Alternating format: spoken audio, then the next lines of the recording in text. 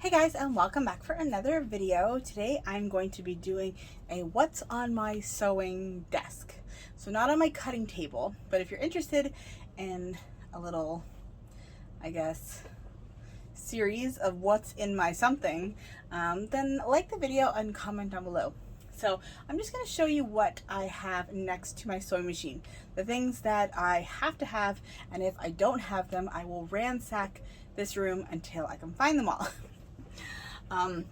So thankfully I have everything that I need, and so I am not looking for those set of items at the moment, which is wonderful. Ever since I kind of organized all this stuff, I have found all the things. So I got this little stand here. I got this over at the Dollarama, but it's kind of a makeup brush holder, so it's got all these little like compartments, and then they're squishy and you can just kind of jam things in there.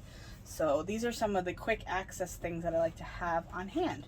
So the first thing is, sometimes it doesn't want to give it up. The first thing is stitch rippers. No matter how long you've been sewing for, you will always need these close at hand, and if you only have one, you will lose it. So you always need to have at least two, a minimum of two. I'm sure I have more, but like I said, I lose them. I don't know where they are. So the next thing that I have is this device here, which is a threader, and I use this for elastic and drawstrings. So this can go around your hood, or I was using it when I was making my balaclava hats, but I use it for so many other things, waistbands, things like that. So it's basically just a bendable plastic piece with an eye like a needle at the one end. You put your elastic through it and then you can pull it through. So I always have to have this close at hand because I will lose it otherwise. I always keep a large knitting needle on hand, and this is to poke out corners and things in some of my projects. I like to use the big knitting needles because it has a blunt tip on it, and I'll be less likely to puncture the fabric. So if you have like a smaller knitting needle, you know, you could just kind of bust through those stitches. So the larger ones have a, you know, larger end there, and it's really good for doing that. The next thing I have is an Olfa ruler. This is a 1 1/4 ruler by 12.5 inches long.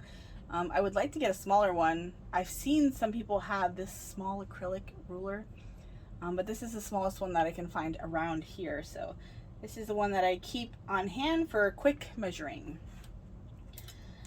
The next thing I keep is some snips. These are Fisker snips, and then just the regular ones from, you know, China. You can get them in multi-packs. These have a spring in them so that they spring open, great for cutting off your little threads and things. But I'll tell you right now, these Fiskers are no better than these. They last the same amount of time. So, but I got these on a really good deal at Dollarama for $4 at one time. And they're usually like $30 each. So the next thing I like to keep on hand is a set of tweezers. I use this to thread my machines, especially my sergers. If you aren't able to get your fingers into those little areas, then this is really great. Or if I stitch rip something and then there's a lot of little threads stuck in the fabric still, I use that and go along and pick out all the little threads. So I always have this on hand, and these are Gunold. Gunold. These are really heavy duty, sharp, and strong. I love these. I got them from Sulky actually, in a mystery box. I always keep marking tools, so if I'm gonna be using a tailor's chalk, or I'll just use even the Crayola markers. These ones wash out, so if you want to mark something and you're not worried about seeing it and maybe it will end up in the wash later on, Crayola markers are great for that. Last thing that I keep in here is a lighter, and I've actually had people comment saying, oh, I didn't know you smoke. But I don't smoke, and I never have. So I actually keep this just to you know, singe off ribbons and things, you know, or webbing or whatever, just to stop it from fraying. So that is the only reason why I keep this around.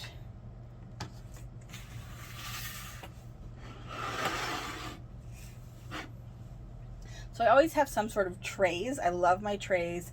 I love my little dishes and things.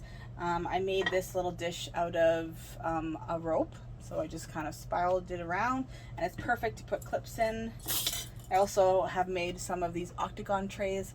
I have a tutorial for this on my channel, and these are, again, great to keep little notions and things in. Even when you're making like a bag or something and you want to have little trays for all your hardware, your snaps and things like that, these are great to have everything nice and organized. I also got, you know, a cute tray like this. I got this over at the thrift store. It has cardinals. It's beautiful. I love it. And I just use that to make me happy. So yes, I do use those clips. These are they look like the Clover clips, but these are just the off-brand, the cheap ones that you can get off of Amazon. They do break, but if you just buy a ton of them, then, you know, you got lots. It's not a big deal. I also have this pin cushion here. I always have to have a set of pins and clips. There's just sometimes you just need to have pins, right? There's just, when you need to pin things in the center of projects, clipping just is not possible. I love to have glass head pins, and these are actually vintage glass head pins. So if you ever get your hands on some vintage glass head pins, they don't melt under the iron, which is important because most of them are plastic these days. But these ones are actually from my grandmother.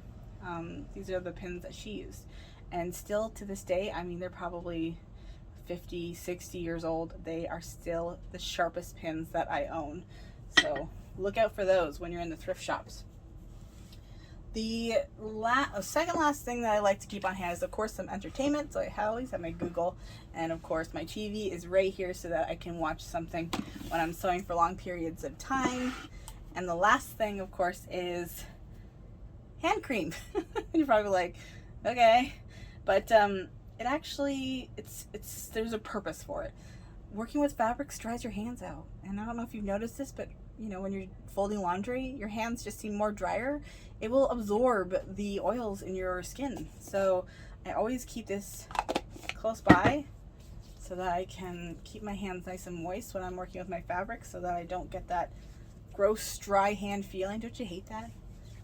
And I use Utterly Smooth, which I love. It's really good at, you know, what do you call it? Absorbing into the skin really fast. I love this stuff. You can put it on your whole body. It's actually meant for cows. If that says anything. But yeah, so I hope that you enjoyed this video. If you have any questions on any of the products that I use, don't hesitate to ask in the comments. I will try to link some of these, so the things that I can, I'll link in the description box so if you want to get your hands on any of this stuff.